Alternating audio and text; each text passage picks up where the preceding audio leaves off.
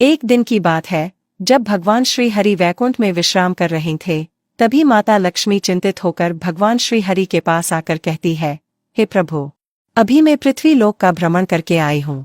वहां पर मैंने कुछ ऐसे दृश्य देखे हैं जिससे मेरे मन को काफी पीड़ा हो रही है।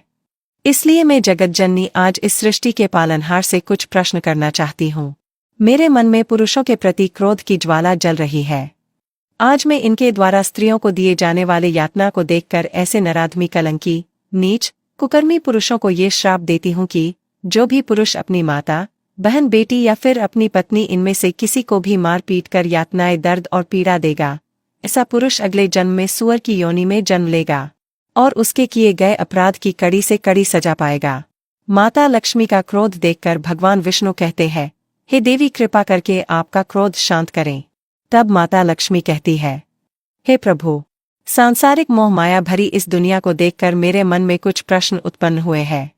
मेरा पहला प्रश्न है, वह कौन सा घर है जहां एक पिता को अपनी कन्या का विवाह कभी नहीं करना चाहिए? मेरा दूसरा प्रश्न है, एक बेटी के लिए अपना घर कौन सा होता है, पिता का या पति का? और मेरा तीसरा प्रश्न है, कौन से घर में बेटी का विवाह कर देने से उसका जीवन हमेशा के लिए यातनाओं से भरा रहता है और पुत्री सहित पिता को भी कष्ट भोगने पड़ते हैं?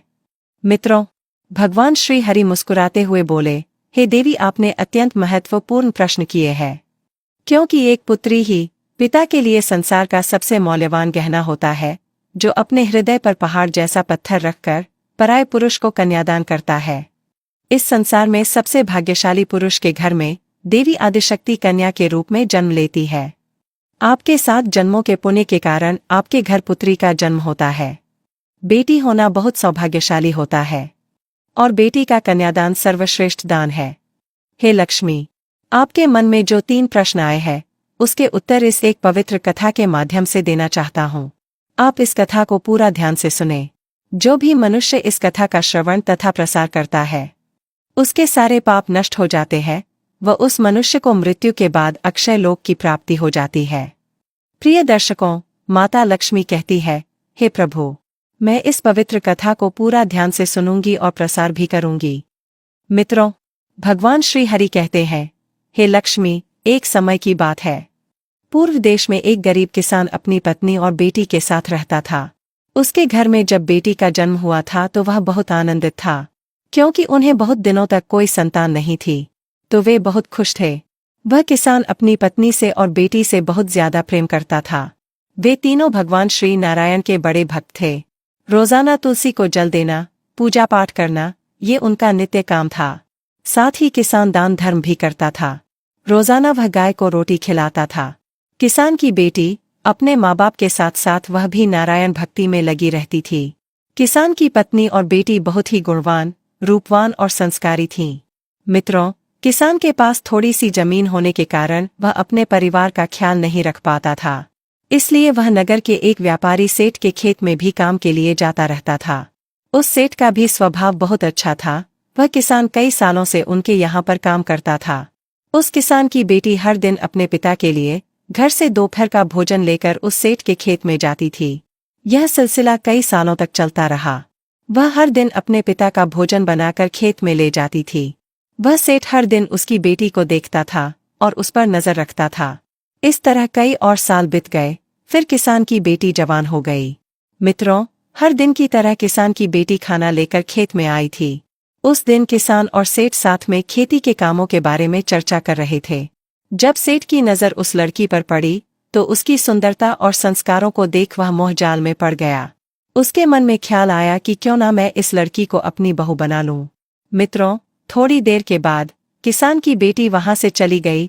तब सेठ ने अपने मन की गुप्त बात किसान से कह डाली और बोला, हे भाई, तुम बहुत दिनों से मेरे यहाँ काम करते हो, लेकिन मैंने तुमसे आज तक कुछ भी नहीं मांगा, किंतु अगर तुम बुरा ना मानो तो मैं तुमसे एक चीज मांग सकता हूँ। यह बात सुनकर किस सोच में पड़ा और कहने लगा, हे मेरे मालिक, ऐसी कौन सी चीज इस गरीब के पास है जो मैं आपको दे सकता हूँ? तो सेठ बोला, मैं मेरे बेटे के विवाह के लिए एक संस्कारी और सुशील लड़की ढूंढ रहा था। क्या तुम तुम्हारी बेटी को मेरे घर की बहू बनने का अवसर दोगे? सेठ के मुंह से ऐसी बात सुनकर उसकी खुशी का ठिकाना न रहा। किंतु किसान ने हिचकिचाते हुए कहा, सेठ जी, मैं आपकी बातों से सहमत हूँ, किंतु इस विवाह के बारे में मुझे अपनी पत्नी और बेटी की राय लेनी चाहिए। तब सेठ ने बोला, हे मित्र, क्यों नहीं, तुम जरूर उनकी राय लेकर मुझे बताओ। मित्रों, भगवान श्री हरि कहते हैं, हे लक्ष्मी, जब भी किसी स्त्री या पुरुष का विवाह होना हो तो उनके मन की बात जानकर ही माता पिता को उनके भविष्य के निर्णय लेने चाहिए। विवाह के बाद उन दोनों को ही जीवन भर एक दूसरे का साथ निभाना होता है। प्रिय मित्रों, किसान ने अपनी पत्नी और बेटी से इस विवाह के बारे में पूछा। उन दोनों ने इस विवाह के लिए सहमति दे दी। वैसे ही किसान की पत्नी हमेशा से चाहती थी कि उसकी बेटी किसी राजघराने में राज करे, क्योंकि गरीबी के दिन उन्होंने देखे हैं। वो नहीं चाहते थे कि उनकी बेटी उनके जैसे ही गरीबी के दिन देखे। दूसरी ओर, जब सेठ ने विवाह की बात अपनी पत्नी और बेटे से कही तो उन दोनों ने इस रिश्ते को नापसंद किया, क्योंकि सेठ की पत्नी बहुत लालची और दुष्ट स्वभाव की थी तथा उसका बेटा भी निकम्मा और लालची स्वभाव का था। तभी सेठ की पत्नी बोली, आपकी क्या मति भ्रष्ट हो गई है, जो एक भिखारीन को बहू बनाना चाहते हो। उसके बाप के पास तो एक फूटी कौड़ी भी नहीं होगी हमें दहेज में देने के लिए। मैं तो क्या, मेरी जूती भी ऐसे घर के साथ रिश्ते नहीं जोड़ेगी। और सेठ का बेटा भी अपनी ही माँ के जैसे तेवर दिखाते हुए बोला, पिताजी, क्यों आप मेरी जिंदगी खराब करना चाहते हैं। मेरे दोस्त और हमारे रिश्तेदार हम पर थू थू थूकेंगे। मित्रों, सेठ को लगता था कि अगर ऐसी अच्छी बहू उसे मिल जाए तो उनके घर की तरक्की होगी, घर में शांति बनी रहेगी और उनका बेटा भी उनके काम में हाथ बढ़ाएगा। लेकिन घर वालों की ऐसी बातें सुनकर सेठ को बहुत गुस्सा आया और सेठ ने कहा, अब इस घर की बहू तो केवल उसी किसान की बेटी ही बनेगी। उस घर में सेठ का ही राज चलता था, क्योंकि उस सेठ की जितनी भी संपत्ति थी उसने खुद ही कमाई थी। सेठ ही घर को चलाता था, इसलिए उसने जबरदस्ती अपनी पत्नी और बेटे को मना लिया। फिर अगले दिन जब खेत में किसान और सेठ की मुलाकात हो गई तो किसान ने बोला, सेठ जी, मुझे माफ कीजिए, हमें ये रिश्ता तो बहुत पसंद है, किंतु मेरी आपके बेटे के साथ विवाह करने की हैसियत नहीं है और न ही मैं आपको दहेज में कुछ दे सकता हूँ।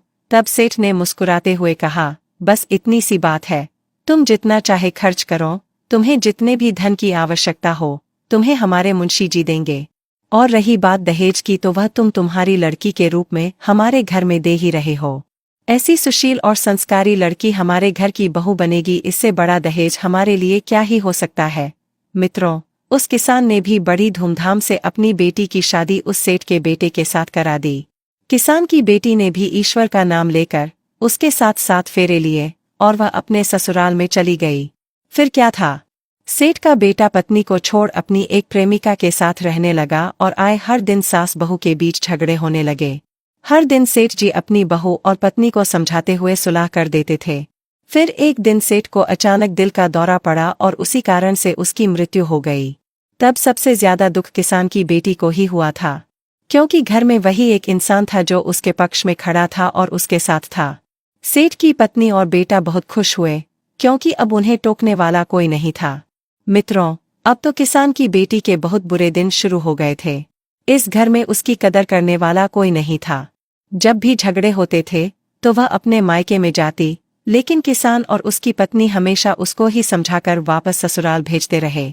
मित्रों, यह सिलसिला कई महीनों तक चला। फिर एक दिन सेठ के बेटे ने किसान को काम से निकाल दिया और उसे बहुत भला बुरा अपशब्द कहें। मित्रों, जब किसान की बहू उनसे डरने के वजह उनसे प्रेम पूर्वक रहने लगी, तब सेठ की पत्नी के मन में एक बुरा ख्याल आया, तो उसने चुपड़ी चुपड़ी बातों से किसान की बेटी के मन को जीत लिया था, मानो जैसे कोई सांप ही चिड़िया के अंडों की रक्षा कर रहा है। फिर एक दिन उस सेठ की पत्नी ने बहू के खाने में जहर मिलाकर उसे दे दिया। किसान की बेटी भी अनजाने में उसे खाकर सो गई और इस रात्रि में ही उसकी मृत्यु हो गई। मित्रों, इधर सेठ की पत्नी ने अन्य नगरवासियों को कहा उनकी बहू ने जहर खाकर आत्महत्या की है। साथ ही उसने किसान को भी यह संदेश भेज दिया कि तुम अपनी बेटी के शव को ले जावम। जब ये बात किसान और उसकी पत्नी को पता चली तो उनके धीरज का बांध टूट गया और उन्होंने बेटी के मृत शव को घर लाकर उसका अंतिम संस्कार किया। उसके बाद दूसरे दिन किसान न्याय मांगने के लिए राजा के दरबार में गया और उसने सारी हकीकत राजा को सुनाई। जब राजा ने दरबार लगाया तो सेठ के बेटे ने धन के लालच में राजा के मंत्रियों को खरीद लिया था, जिस कारण से किसान के पास कोई सबूत नहीं था कि उसकी बेटी निर्दोष है और उसने आत्महत्या न की हो।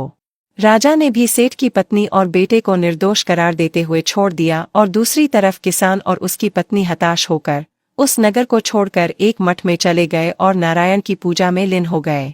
हर रोज अपनी बेटी की याद में किसान और उसकी पत्नी रोते थे। इधर किसान की बेटी पवित्र और सच्ची भक्त होने के कारण उसे स्वर्ग मिल गया और कुछ दिनों के बाद किसान और उसकी पत्नी की मृत्यु हो गई और उन्हें भी स्वर्ग की प्राप्ति हो गई। मित्रों, भगवान श्री हरि कहते हैं, हे लक्ष्मी, तुम्हारा पहला प्रश्न था कि वह कौन सा घर है जहां एक पिता को अपनी कन्या का विवाह कभी नहीं करना चाहिए, तो यह घर इसी सेठ का है जो अत्यधिक धनवान था। पिता को सोचना चाहिए कि जिस घर का सबसे बड़ा सदस्य यानी कि उस घर का पालनकर्ता जैसे कि सेठ अच्छा है, इसका मतलब यह नहीं कि उसके पुत्र और पत्नी भी अच्छे स्वभाव की हों। पिता को विवाह से पूर्व उस घर के सभी सदस्यों की संपूर्ण जानकारी लेनी चाहिए। पिता को देखना चाहिए कि जिसके साथ कन्या का विवाह जिस पुरुष के साथ हो रहा है वह एक स्वयं पूर्ण इंसान है या नहीं, जहां पर उसकी कन्या सुखपूर्वक जीवन भोगते रहे। घर में ज्यादा पैसे हो या फिर परिवार श्रीमंत को इन चीजों से लड़की का जीवन सुखी नहीं होता, बल्कि पारिवारिक सदस्य के अच्छे व्यवहार से उसका जीवन सुख और समृद्धि से भर जाता है। इसलिए किसी भी पिता को अपनी कन्या का विवाह इसे घर में नहीं करना चाहिए जिस घर में पुत्र वधू को मान सम्मान न मिलता हो, उसके साथ प्रेम पूर्वक व्यवहार न किया जाए, उसके साथ केवल एक कसाई के दांव पर बंधी हुई गाय के जैसे व्यवहार किया जाए, जिसके मन में हर क्षण तड़पाने वाली मृत्यु का भय हो। दूसरी बात, अगर स्त्री पुरुष एक दूसरे को पसंद न करते हों तो ऐसा विवाह दोनों के जीवन को बर्बाद कर देता है। तीसरी बात, जिस पुरुष के साथ कन्या का विवाह होने वाला है वह उसके योग्य हो, उसे हर समय एक जिम्मेदारी से संभाल कर रखें, उसके मन को जीतकर उससे ही प्रेम करें। जब भी किसी के लिए रिश्ते देखे जाएं तो वह बहुत दूर के ना हों, ना ही अति नजदीकी हों। कभी मामा के यहाँ या बुआ के घर नाता नहीं जोड़ना चाहिए। इससे वाद विवाद तो होते ही हैं, लेकिन समान वंश होने के कारण संतान मंद या शारीरिक विकलांग भी हो सकती है। साथ ही अपनी बेटी के लिए वर ढूंढते समय यह भी देखें कि ऐसे पुरुष किसी व्यसन के अधीन न हों। अपनी कन्या का रिश्ता अन्य दूर प्रदेश में कभी नहीं करना चाहिए, क्योंकि उसके बुरे हालात में उसे पिता या भाई की ओर से मदद ही न पहुंचे। हमेशा नजदीक का ही रिश्ता अच्छा होता है, जब भी समय आने पर उसे मदद मिले। हे लक्ष्मी, किसी पिता को कन्या और बहन का रिश्ता कभी अति धनवान घर में या अति गरीब घर में नहीं करना चाहिए। धनवान लोग उस स्त्री के साथ दासी के समान व्यवहार करते हैं और उसके माता पिता को भी सम्मान नहीं मिलता है, तथा अति गरीब घर में विवाह करने से उसे हमेशा अपनी जरूरतों को पूरा करने के लिए अपने पिता या भाई के सहारे की जरूरत पड़ती है। जब भी रिश्ते की बात होती है तो हमेशा अपने सामान कुल में करें और वंश को देखना आवश्यक होता है। अन्य कुल में विवाह होने से समाज में प्रतिष्ठा कम हो जाती है और लोग हीन भावना से देखते हैं। साथ ही उस स्त्री को भी कई परेशानियों का सामना करना पड़ता है। मित्रों, श्री हरि कहते हैं, हे लक्ष्मी, आपका दूसरा प्रश्न था कि एक बेटी के लिए उसका घर कौन सा होता है, पिता का या पति का। तो शास्त्रों के अनुसार स्त्री का घर उसके पति का ही होता है। चाहे सुख हो या दुख, पति पत्नी को हमेशा साथ रहना चाहिए और हर हालत में एक दूसरे का साथ देना चाहिए, जैसे कि हमारी राम सीता की जोड़ी थी।